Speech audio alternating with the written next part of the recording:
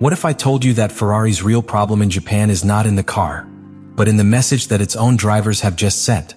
Because while the track times show a team clearly behind, both Lewis Hamilton and Charles Leclerc have come out to talk. And what they have said does not entirely fit with what we are seeing. Real trust, or a way to cover up a crisis that is beginning to become evident? Ferrari arrives at Suzuka with doubts, with problems in practice, but with a speech that points directly to victory. And this is where everything becomes interesting, when what the pilots say does not match what the stopwatch says. Today we are going to analyze why this joint message is not coincidental, what is really happening inside Ferrari, and why Japan may be the point where everything starts to change, or get even more complicated. Ferrari arrived at Suzuka with a completely different speech than what the data reflects. And that is where this story really begins. Because even before the cars took to the track, both Lewis Hamilton and Charles Leclerc had already drawn a very clear line. This team has to think about winning.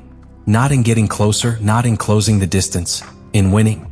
And that, in the current context of Ferrari, is not a minor statement. It is practically a declaration of intent that collides directly with the reality that we have been observing since the beginning of the season.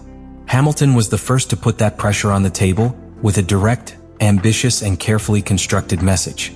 He talked about leaving the negative behind, focusing on the positive, precision, preparation.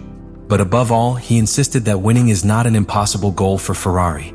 And this is where we have to stop, because when a pilot feels that everything is under control, he does not need to repeat those types of statements. This type of speech appears when there are internal doubts, when the team needs to convince itself as well as the outside world. It's a powerful message, yes. But it's also a reflection that Ferrari is still searching for its real identity this season. On the other hand, Leclerc complements this scenario with a different vision, more technical, more focused on the nature of current competition. He does not talk so much about immediate results, but rather about how Formula One is competed today, even defending aspects that have been criticized such as energy management or so-called yo-yo racing. And this is no coincidence. Leclerc is, deep down, contextualizing Ferrari's difficulties within a broader environment, as if he wanted to explain that not everything depends on the car, that there are external factors that also influence. But this need for explanation also reveals something important. Ferrari is not dominating, it is adapting. And all this previous speech takes on even more weight when we take it directly to the track, because what happened in free practice in Suzuka was a blow to reality. Not only is Ferrari not leading, it is clearly behind. In the first session, a worrying distance was already seen, but it was in the second where the pattern was confirmed. McLaren and Mercedes are one step ahead. Leclerc was more than 7/10 off the best time, Hamilton even further away, and that on a circuit where every thousandth counts and where aerodynamic balance exposes any weakness. This is where the narrative completely breaks down. Because while the speech talks about winning, the data talks about limitations. Ferrari is competitive at certain times, yes.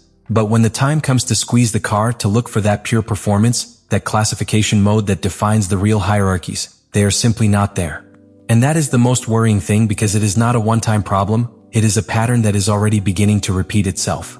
The problem for Ferrari is not just that it is behind, it is that it is beginning to understand why it is, and that is what really raises the tension within the team. Because if the previous act showed us the contradiction between discourse and reality, now we enter the most delicate phase, when the pilots and the team begin to identify the origin of the problem, but they still do not have the immediate solution. And this is where Suzuka becomes a key stage, because this circuit forgives absolutely nothing. Every high-speed corner, every change of direction, every aerodynamic support, brutally exposes any weakness of the car. Ferrari has felt it, and he felt it especially when he had to push. During practice, there was a very revealing moment that perfectly defines the team's situation. In the initial sessions with more controlled conditions, Ferrari seemed to be relatively close. Not dominating, but in the fight.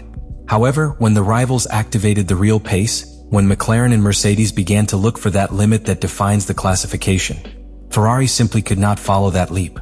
The difference is not just numerical, it is structural. This brings us to a critical point. The car has too narrow a performance window. And in Formula One, that is practically a sentence. Because it means that the SF25 can work in certain scenarios, but when conditions change, when the track evolves, when the tire demands more precision, when the driver needs absolute confidence in the front axle, the car stops responding as it should. And this is where Hamilton and Leclerc's words take on new meaning. Hamilton talks about precision, about knowing what they have to do, because the margin of error is probably minimal. Ferrari cannot afford to fail in the configuration, in the strategy, or in the execution. Everything has to be perfect to compete, while your rivals can allow even small mistakes and still be fast. Leclerc, for his part, by defending the current type of competition, is revealing another reality. Ferrari is not comfortable in this new technical context. Energy management, the behavior of the car in different phases of the lap, consistency in long stints, are factors where other teams seem to have a more advanced understanding. And this connects to something even more important: pilot confidence. Because when Leclerc finishes more than 7/10 behind and Hamilton even further behind, it's not just a matter of lap time. It is a sign that the driver cannot push the car to its limits. And in Suzuka, you pay dearly for that.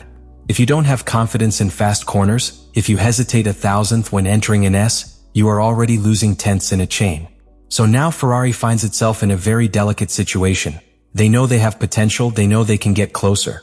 But they also know that, as they are right now, it is not enough. And the most worrying thing is that this type of problem is not solved overnight. And this is where everything converges.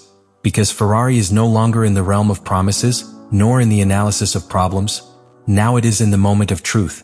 The final act isn't about what Ferrari says or even what Ferrari understands. It's about what Ferrari is going to do when there's no room to hide. Because after practice in Suzuka, Hamilton and Leclerc's message stops being motivational and becomes an internal warning. They are no longer just speaking outwards. They are drawing a line within the team. A line that separates two very clear scenarios. Either Ferrari reacts immediately, or this speech is going to turn against it. And this is where the most dangerous element in Formula One appears: expectation. Hamilton has raised the goal to winning. Leclerc has defended the process, the adaptation, the understanding of the new context. But the track has shown otherwise. Ferrari is not in a position to meet that level of demand right now. And when you set the bar so high without yet having the necessary tools to achieve it, what you generate is not confidence, it is pressure. Pressure on engineers who now know that every adjustment is critical. Pressure on the strategy which cannot allow mistakes. And above all, pressure on the drivers, who have to get more out of a car that today is not at the level of its rivals. But there is something even more important, and that is timing. Japan is not just any race. It is a circuit that defines hierarchies, that makes it clear who understands their car and who does not. And Ferrari arrives here in a situation where it needs immediate answers. Not in weeks, not in future updates, now. Because if this difference is confirmed in qualifying, if in the race they cannot maintain the pace, all that previous message will be completely reinterpreted. What sounds like ambition today may sound like frustration tomorrow. And here is the final key to this script. Ferrari is at a breaking point. Hamilton and Leclerc's message is not coincidental, it is not improvised. It is a direct reaction to what they are experiencing within the team. It's a way to maintain focus, to protect the narrative, to push the team forward. But it's also a sign that they know they can't afford to stay the same. Because in Formula One, when drivers start talking like that, it's because time is running out. And now, it all depends on what happens when the lights go out. If you want, in the next step we expand this final act with more emotional tension, possible scenarios, and a more shocking closure to maximize retention until the last second. And in the end, it all comes down to one thing: consistency. Because Ferrari has sent a clear, powerful, ambitious message. But Suzuka has responded with data that is just as clear, just as forceful. And right now, those two realities do not coincide. On the one hand, Hamilton talking about winning, about being prepared, that the goal is possible. On the other hand, Leclerc defending the process, the adaptation, the complexity of the moment. And in the middle of all that, a car that, when pushed to the limit, simply isn't up to par with the best. The conclusion is inevitable. Ferrari is not in crisis, but it is not where it thinks it is either. And that's even more dangerous. Because when a team knows that it is slow, it works from reality. But when a team believes it can win while the numbers say otherwise, it enters a gray area where decisions become more difficult, where the pressure increases and where each mistake weighs twice as much. Hamilton and Leclerc's message is not false. It is aspirational. It is what Ferrari wants to be, not what it is right now. And there is the key to all this analysis. Suzuka has not only shown the performance of the car, it has exposed the real moment of the team. Ferrari is in transition. It's close, but not close enough. He understands their problems, but he still doesn't solve them. And meanwhile, its drivers are already publicly pushing towards a goal that they still cannot sustain on the track. So the big question is not whether Ferrari can win. The real question is how long he can sustain this speech before reality completely catches up with him. Let me know in the comments what you think about all this.